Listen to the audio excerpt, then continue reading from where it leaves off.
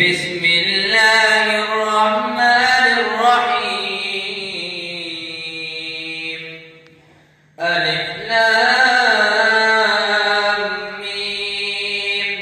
ذلك الكتاب لا ريب فيه هدى للمتقين الذين يؤمنون بالغيب ويقيمون الصلاة ومما رزقناهم ينفقون والذين يؤمنون بما أنزل إليك وما أنزل من قبلك وبالآخرة هم يوقنون أولئك على هدى من ربهم وأولئك هم المفلحون.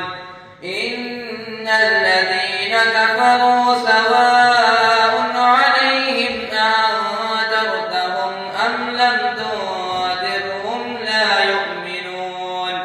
ختم الله على قلوبهم وعلى سمعهم وعلى أبصارهم غشاوة